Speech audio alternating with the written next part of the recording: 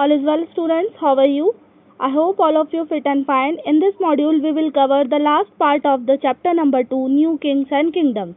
Students, in the third part, we had discussed about the bravery of Rajputs. So let us explore more about the bravery of Rajputs. Let's start. Students, what is this? Yeah, this is a nice picture of battle. But which battle? First battle of Tanin.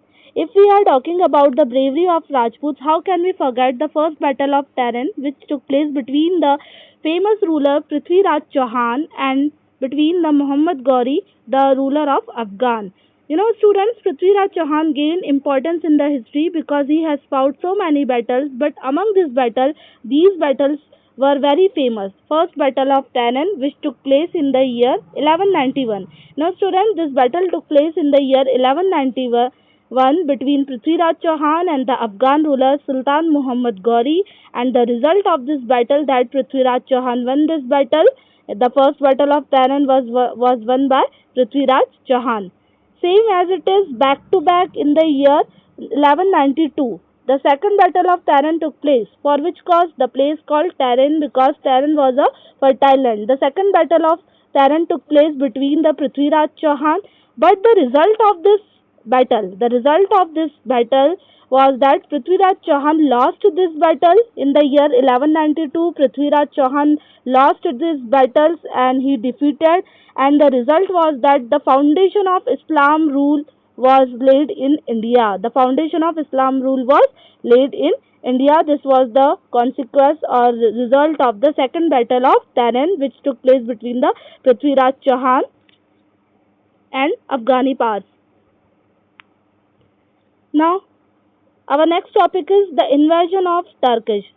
Here you will find the new power came in India and tried to conquer some important part of the India, the invasion of Turkish or the Turkish ruler.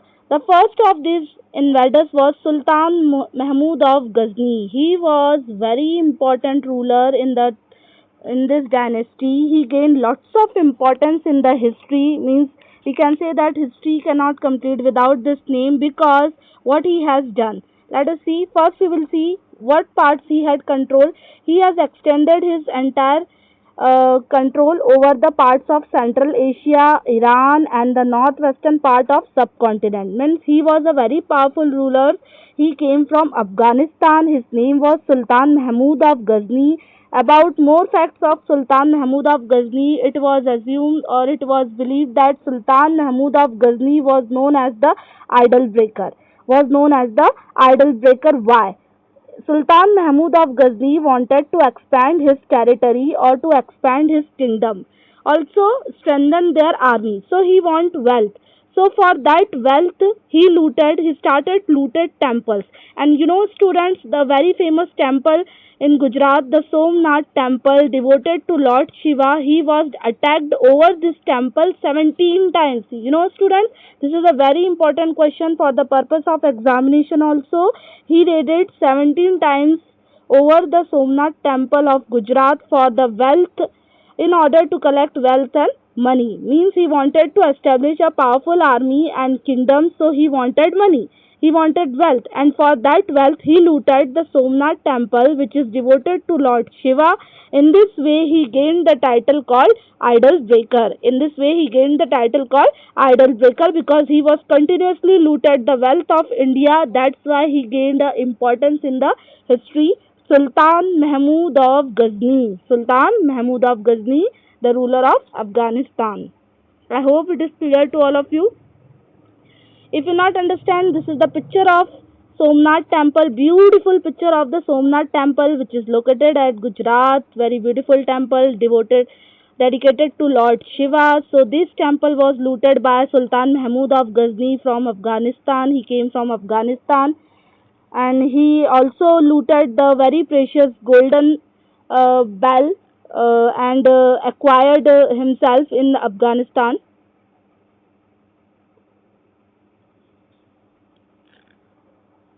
You know students, let's start our next topic, administration in the kingdom. Without an effective administration, no country can run We know it very well. So let's see the administration in the kingdom between the 7th to 12th century.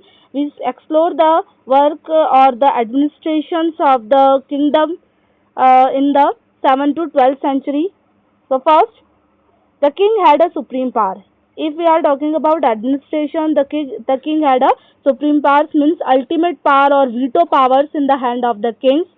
And the kings also shared this power with the Samantas. Means king distributed some powers to the Samantas.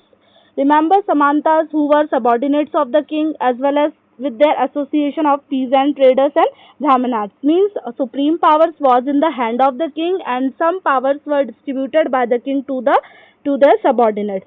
The second important function played under the administration was collection of revenue.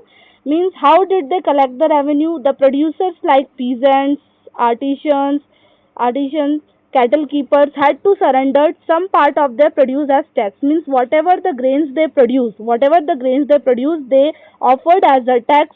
Revenue also collected from the traders. Agriculture was the main occupation of that period. Sometimes a part of the produce was claimed as a rent. Sometimes the producer who produced the grains, sometimes the produce was claimed as rent because land was not the property of a lord. So these are the administrations of the kingdom between the 7th to 12th century. The last and one of the important functions under the administration was Prashasti. Prashasti was a Sanskrit word. Prashasti is a Sanskrit word. Prashasti were often written in the praise of the king. Means Prashasti were written by the Brahmanas or the peoples in the praise of the kings. In this Prashasti, they mention the king as a valiant, very brave, victorious, warriors, as they describe the king's achievements and positive aspects. Means in the Prashasti, they describe the positive aspects of the kings.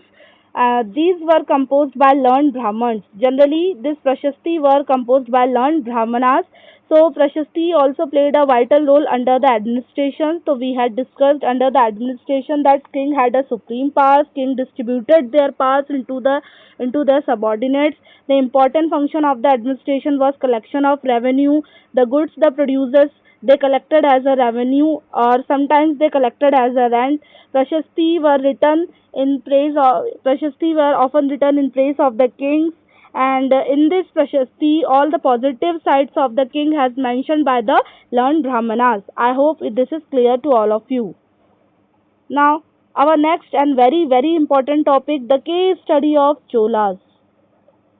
Without Chola, history is incomplete. The Cholas was the most important South Indian dynasty. Means it was a very famous dynasty of South India. The most powerful or the prominent dynasty of South Indian plain was the Chola dynasty. The most prominent or the famous ruler, like Rajput dynasty, Chauhan was famous, same as it is in the Chola dynasty. Raja Raja first and Rajendra Chola was the famous ruler under this dynasty. They conquered the neighboring kingdoms. How much they powerful, you can assume this point. They conquered the neighboring kingdoms and annexed the Pandyan and Pallava territory, and they become the more powerful ruling dynasty of South India. Raja Raja first is considered the most powerful ruler. He reorganized the administration of Rajendra Chola and continued his policy and raided the Ganga Valley. Also, he controlled the Sri Lanka and the countries of Southeast Asia, and he developed a powerful navy for these expeditions. That's why Raja Raja first gains a lots of importance under the Cholas administration or Chola dynasty. Now let's see the art and architecture of the Chola dynasty. Means the outstanding contribution given by Chola dynasty in the field of art and architecture. The Chola made great contribution to art and architecture. How? They built the temple in the North Indian style. Means in the South India, the Dravidian style was very famous, but they built the temple in the North Indian style, means Nagara style. They placed the temples in an enclosed courtyard. Here enclosed means surrounded by four-sided walls. They placed the temples in an enclosed courtyards. Enclosed means surrounded by four walls. The temple has the key features of this temple. The characteristics of the temples which was made by Raja Raja first or the Chola dynasty ruler was it had a huge gateways, and this gateway known as Gopuram. This gateway is known as Gopuram. The image of deity, here deity means Lord. The image of deity installed inside the sanctorum means inside the temples, or you can say that Garbhagriha. The image of deity installed inside the sanctorum. The best example of this temple at Gangai Konda Cholapuram. The meaning of this Gangai Konda Cholapuram means the king who ruled or who conquered the area of Ganga. Gangai Konda Cholapuram means the king or the ruler who controlled the area of Ganga and built the temple that is called Gangai Konda Cholapuram. So this was the outstanding contribution that we had discussed under the art and architecture under the Chola dynasty.